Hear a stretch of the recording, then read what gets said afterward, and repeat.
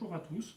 Aujourd'hui, je vais vous expliquer comment est-ce qu'on peut changer les solins sur des anciennes fenêtres, qui sont donc des solins au mastic vitrier à l'huile de lin, comme on voit ici, pour les remplacer par du solin en cartouche, celui-ci étant proposé par la société Bloem. C'est un produit qui s'appelle Renosil. Donc les avantages de ce solin, c'est que déjà le conditionnement est pratique. On va l'utiliser avec un pistolet de ce type.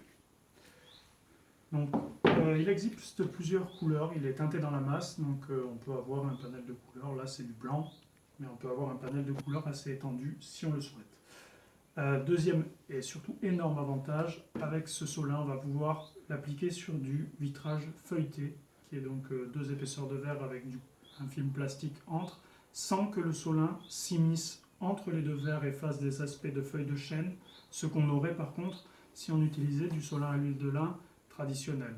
Donc celui-ci, on peut l'utiliser avec du verre feuilleté ou du double vitrage. Donc ça, c'est un énorme avantage.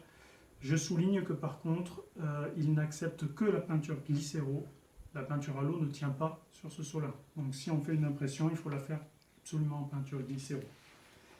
Alors, pour procéder, il va donc vous falloir un vaporisateur qui contient un mélange d'eau et de liquide vaisselle.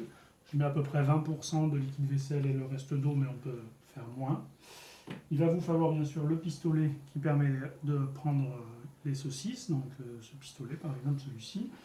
Il va vous falloir du sopalin, une poubelle accessible, un tasseau qui va permettre d'essuyer la spatule, un pinceau qui va permettre de lisser le joint si on est un peu maniaque, ce n'est pas forcément nécessaire, et une petite spatule en plastique lisseuse de joint qui permet de récupérer l'excédent si jamais on a débordé sur le vitrage.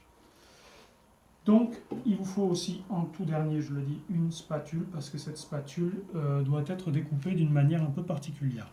Donc, vous ne tenez pas compte de ce qu'il y a sur votre droite ici. La découpe, elle est ici. Donc, cette découpe, je vais vous expliquer à quoi elle sert. Donc, on va venir mettre la spatule en position sur le solin, comme ça. Et donc, en fait, la partie échancrée ici va venir quasiment plaquer sur le verre, mais il n'y a quasiment que l'angle qui touche. L'angle touche et on voit qu'il y a un petit peu de jour sous la spatule. Ceci va servir à récupérer l'excédent de solin sans qu'il s'étale sur le verre. Et donc, on va ensuite, on a donc cassé légèrement les arêtes sur tout le tour de manière à ce que le mouvement soit bien fluide. Donc, on va se mettre ici, là, et je vais vous montrer le mouvement et la tenue de la spatule avant de mettre le solin. Donc, j'ai fait un petit repère ici, je ne sais pas si on le verra sur la vidéo, qui donc correspond au fait que quand je mets ma spatule comme ça, mon solin a la pente désirée. Alors, on va donc premièrement appliquer le solin et ensuite le lisser avec la spatule. Donc une fois que le solin aura été appliqué, je vous montre à blanc, on vient mettre la spatule d'équerre par rapport au champ, donc on peut voir par-dessus aussi qu'elle est bien d'équerre, elle n'est pas en biais comme ça, ni en biais comme ça, elle est d'équerre. Et donc ensuite, le geste, ça va être de se servir de ces deux doigts comme d'un trusquin. Ils vont glisser sur la fenêtre, sur la menuiserie. Et on va tirer tout droit comme ça, jusqu'au bout. Et donc le procédé, ça va être de faire d'abord, par exemple, tous les solins horizontaux. On les laisse sécher. Et ensuite, on fera tous les solins verticaux. Donc, on commence de mon côté pour faire tous les solins qui sont à ma gauche si je suis droitier. Et ensuite, je passerai de l'autre côté pour faire tous les solins qui seront à ma gauche, toujours, donc ceci. Donc, alors, on commence avec le pistolet. Donc, on essuie bien un bout de sorte à ce qu'il soit parfaitement plat. Donc, on va mettre un petit, qu'il n'y ait pas de boudin qui soit en saillie. Et donc, on constate que j'ai coupé la canule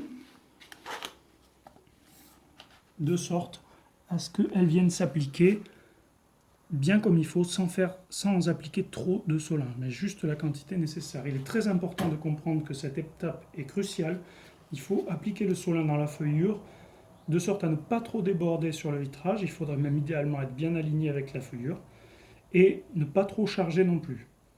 Voilà, donc on y va.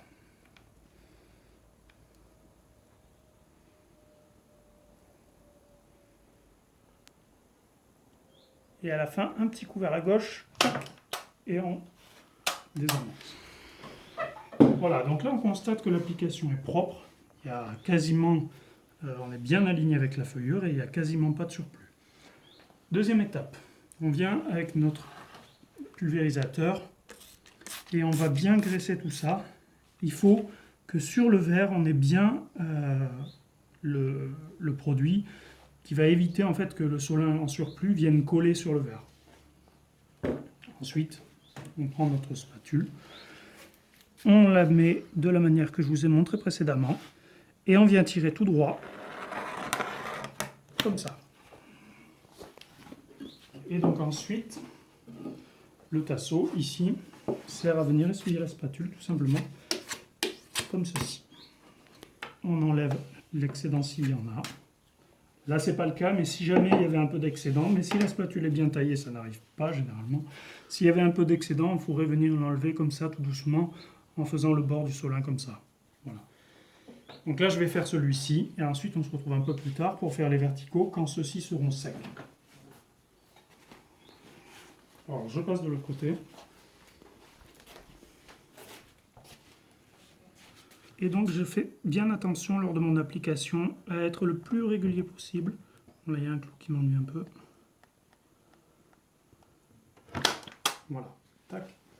Et je pose sur mon plan de travail. Je viens asperger tout ça comme il faut. Je prends ma spatule, toujours pareil, de la manière que je vous ai montré précédemment. Et je tire tout net. Voilà, il y a mon clou qui m'ennuie un peu. Et voilà.